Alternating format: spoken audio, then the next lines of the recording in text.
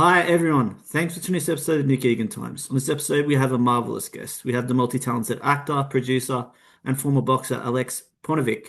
Alex is known for his roles in Marvel's Hawkeye, Kindergarten Cop 2, Snowpiercer, The Olympians, Reacher, Percy Jackson, Suits LA, and many more.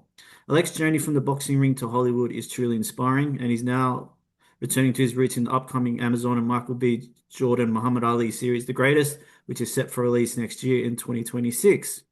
Lex is also the co-founder of Legend Water, a brand championing wellness and mental health advocacy for the future. Welcome to the multi-talented Alex, and thanks for coming on the podcast. Thanks, man. Thanks for having me. Appreciate it.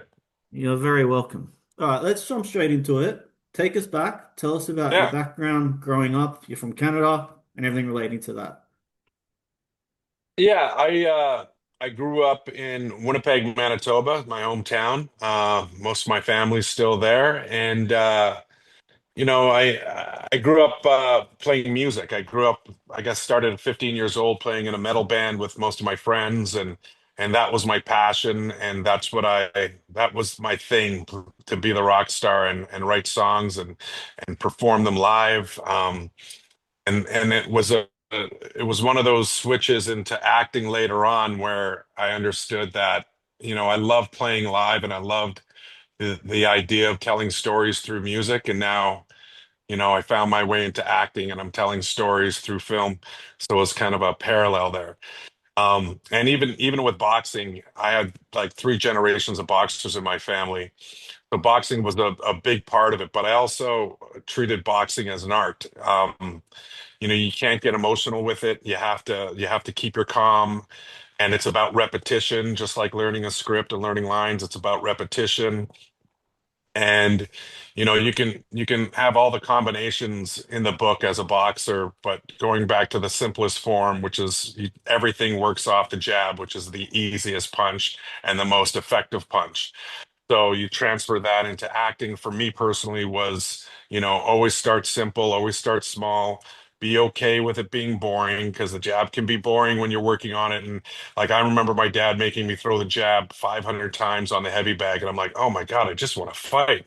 But it all starts with the simplicity of that one punch, and then you work off of that. And same goes with acting, just being the boredom, embrace the boredom and embrace the repetition. And then all of a sudden, it's in your bones when you get to set and whatever's being thrown at you with what you imagined what the set would look like, what you thought the desk was over here, but now it's over here, and how the shots are going to be taking place. You go down to your root and it's in your body. So whatever is thrown at you, that's the immediate response that the lines are there. Same with boxing. Whatever happens in the ring, you can always throw the jab.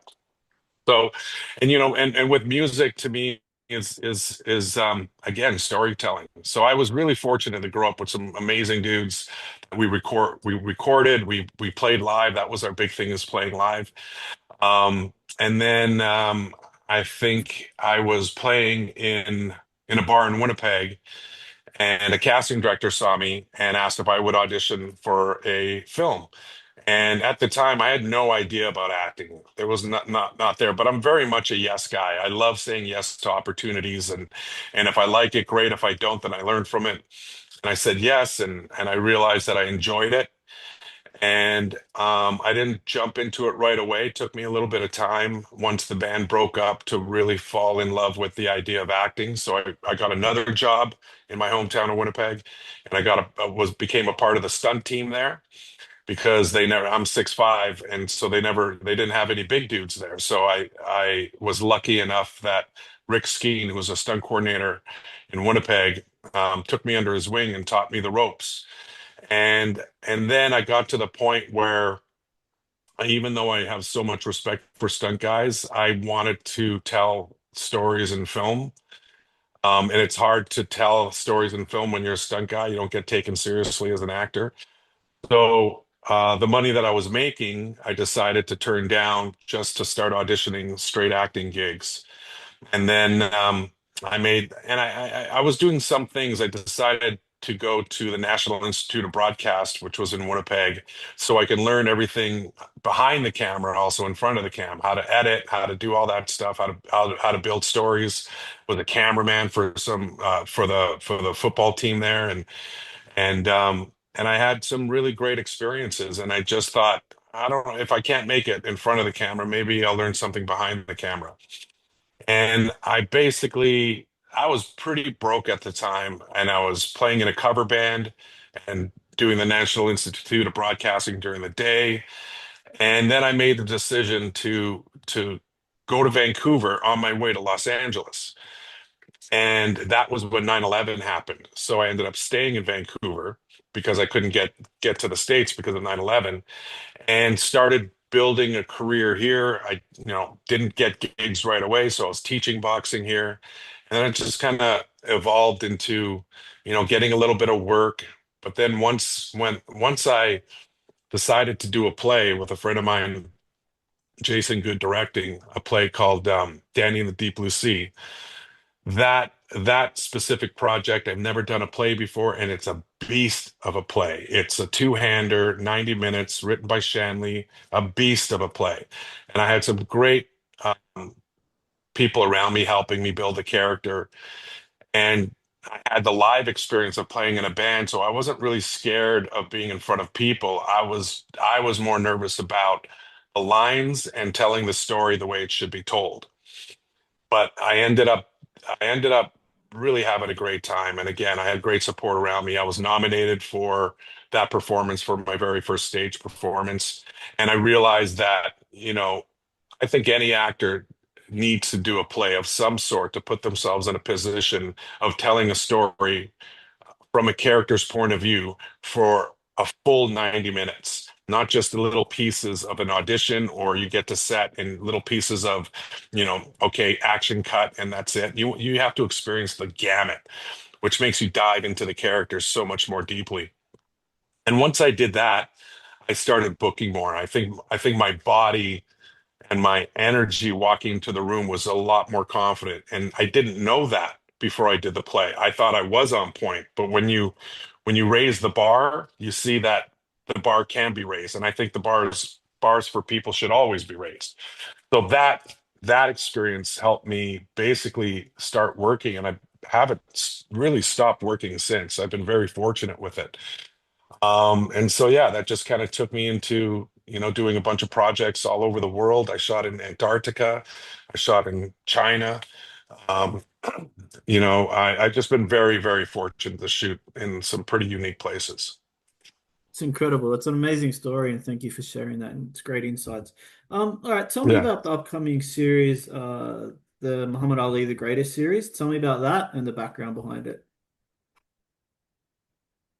Well, like, I mean, honestly, my whole career can end right now because of the show. Because, like I said, Mm. I come from three generations of boxers. My favorite boxer is Muhammad Ali. And getting the opportunity to help tell his story in such a grand scale. Um, Ben Watkins is a showrunner, and Blaze Watkins, his son, is an amazing writer, and them being a part of it with some great directors coming in, a great cast. Amari Hardwick is on this. It's one of those things where I think it was about four auditions before I got it, and what I didn't realize at the time, but I now go, oh, I need to remember this for almost everything that I do, was I was just happy to have an audition.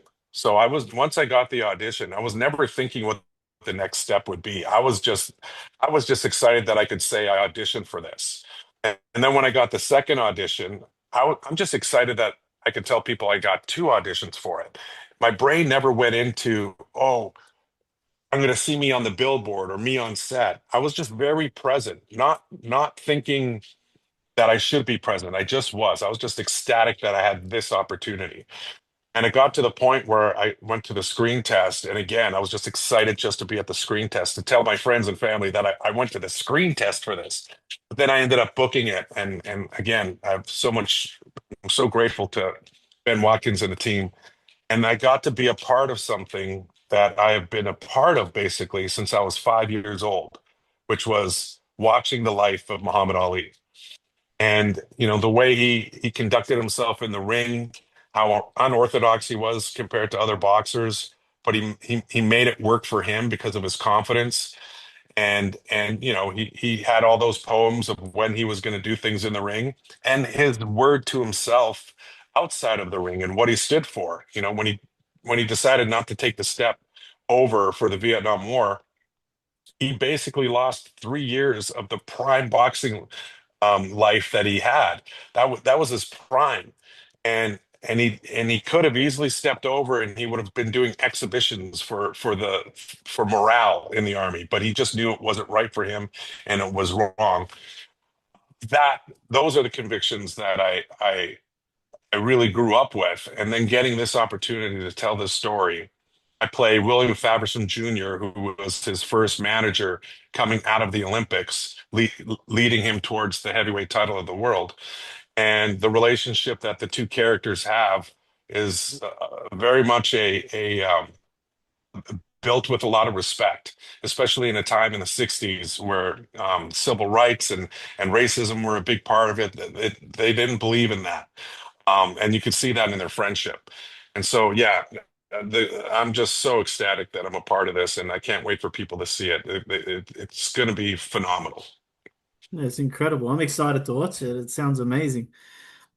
Tell me about your water legend. Tell me about that and the background behind that.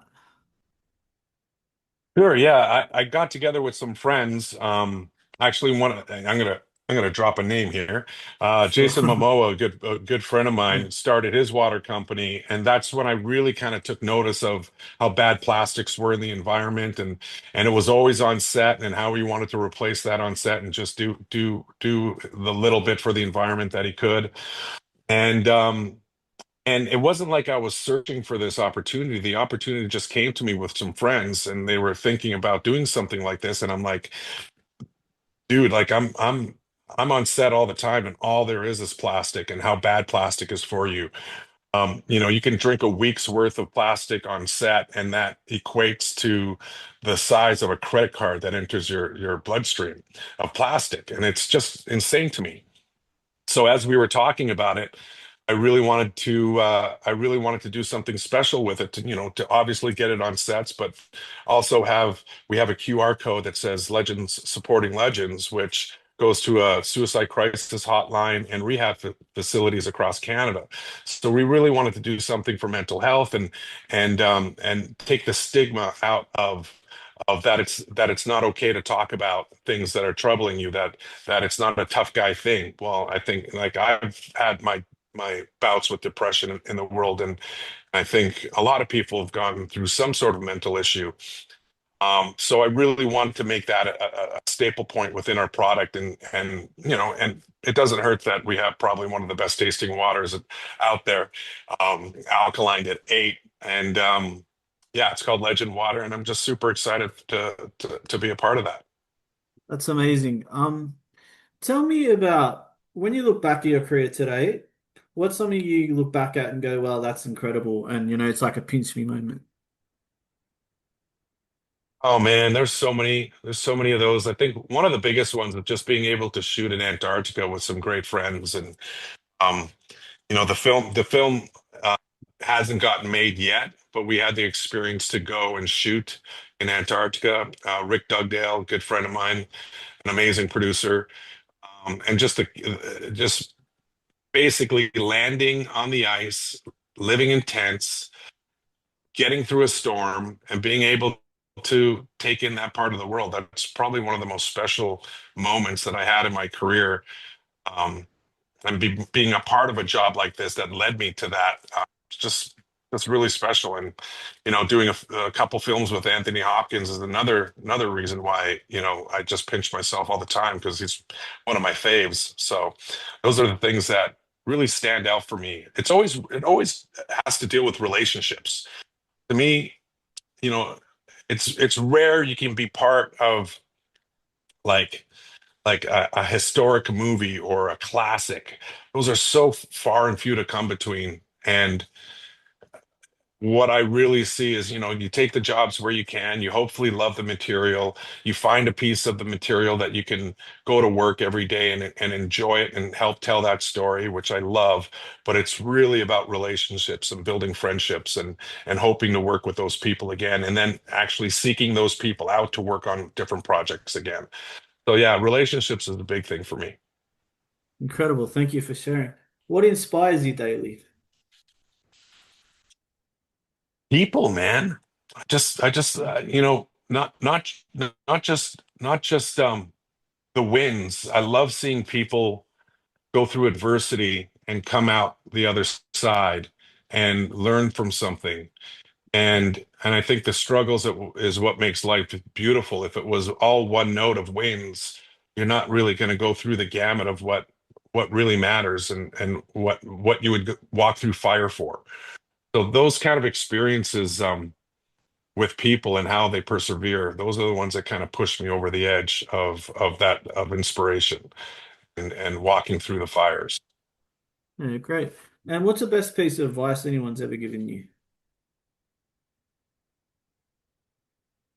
I've told this story before. I think it has to be Hopkins.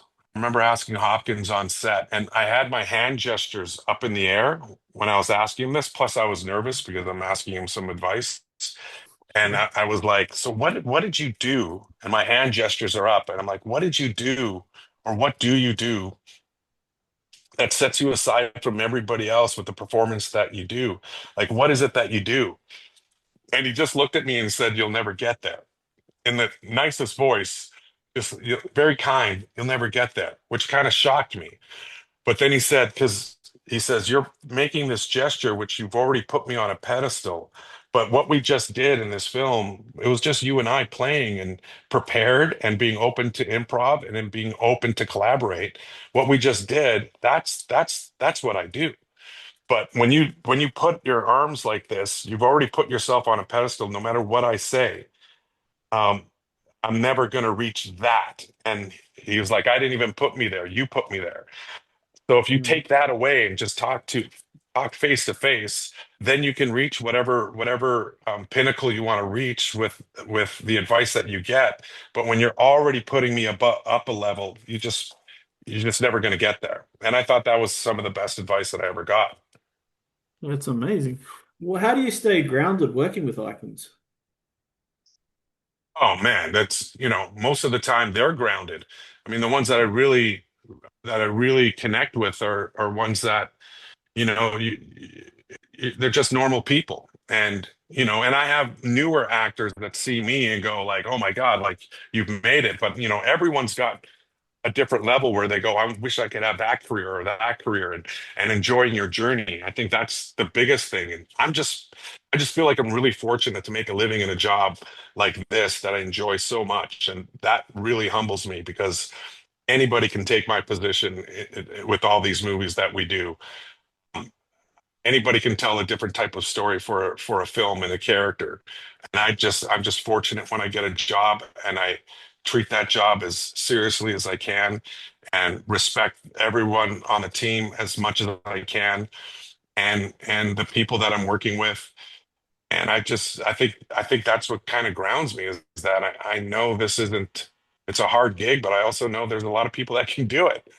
And I want to be one of the guys that they pick, that they like to work with, and that I bring a different nuance to the character than anybody else. So yeah, that's how I kind of try to go through life.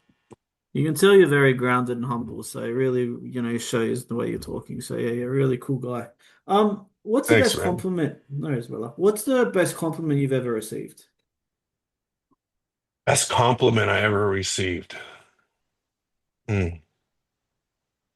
man,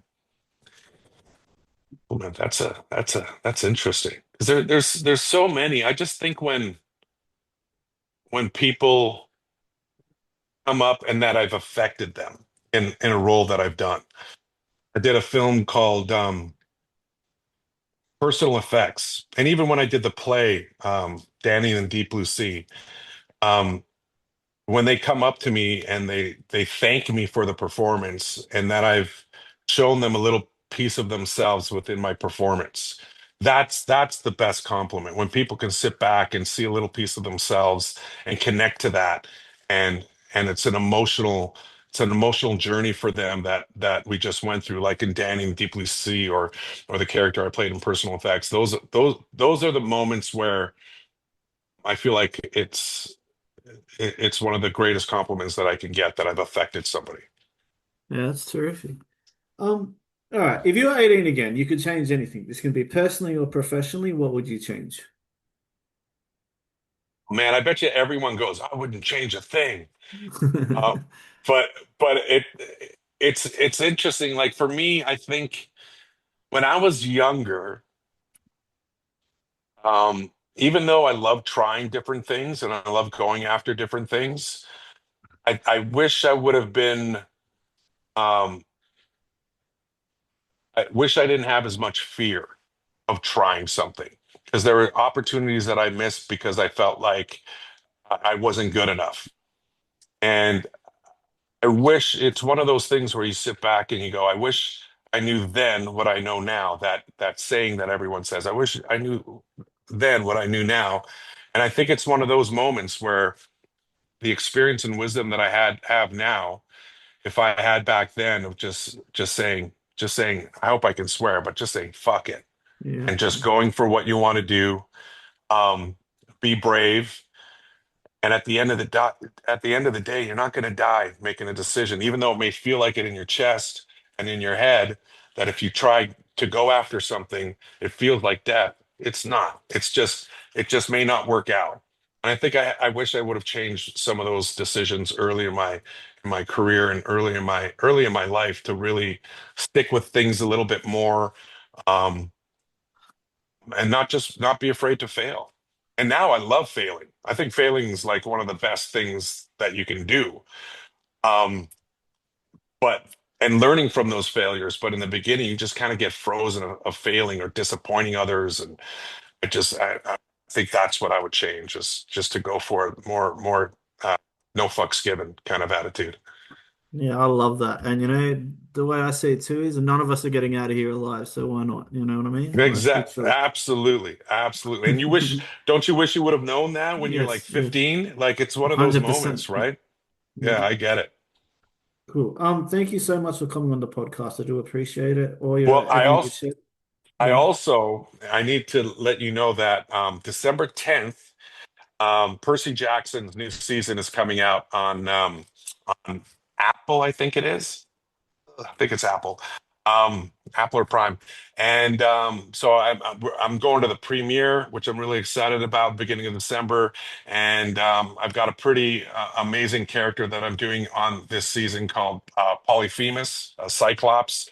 Had to he's depicted as like 15 feet tall, 900 pounds. So I had to put on some prosthetics and get into some, heavy wardrobe of 5 hours in the chair to get everything on point.